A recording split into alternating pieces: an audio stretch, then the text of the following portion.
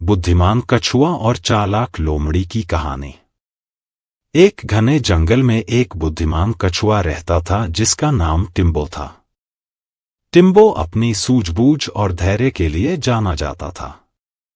उसी जंगल में एक चालाक लोमड़ी भी रहती थी जो हमेशा दूसरों को परेशान करने के नए तरीके खोजती रहती थी।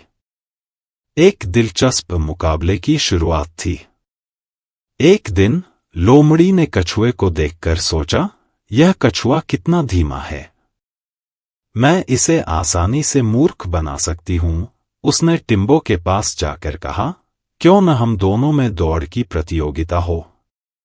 देखते हैं कौन पहले जंगल के दूसरी ओर पहुंचता है। टिम्बो ने समझ लिया कि लोमड़ी की योजना उसे बेवकूफ बनाने की है। फिर भी उसने उसकी चुनौती स्वीकार कर ली। टिम्बो की चतुराई की कहानी थी।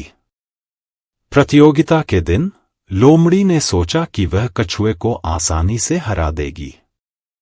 दौड़ शुरू होते ही वह तेजी से भागी और जंगल के बीच में एक पेड़ के नीचे आराम करने लगी। उसने सोचा कि कछुआ अभी बहुत पीछे होगा, लेकिन टिम्बो ने अपनी गति धीमी सही लेकिन निरंतर बनाए रखी। धैर्य और निरंतरता का परिचय था। जब लोमड़ी सोकर उठी तो उसने देखा कि टिम्बो धीरे धीरे किनारे के करीब पहुंच चुका था। वह हड़बड़ाई और तेजी से दौड़ी, लेकिन तब तक टिम्बो ने दौड़ पूरी कर ली थी। उसने अपनी चतुराई और धैर्य से लोमड़ी को मात दे दी। टिम्बो की जीत की कहानी थी।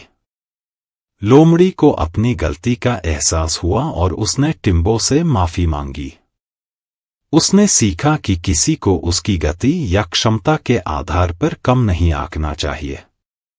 इस प्रकार बुद्धिमान कछुआ ने अपनी चतुराई और धैर्य से चालाक लोमड़ी को हराया।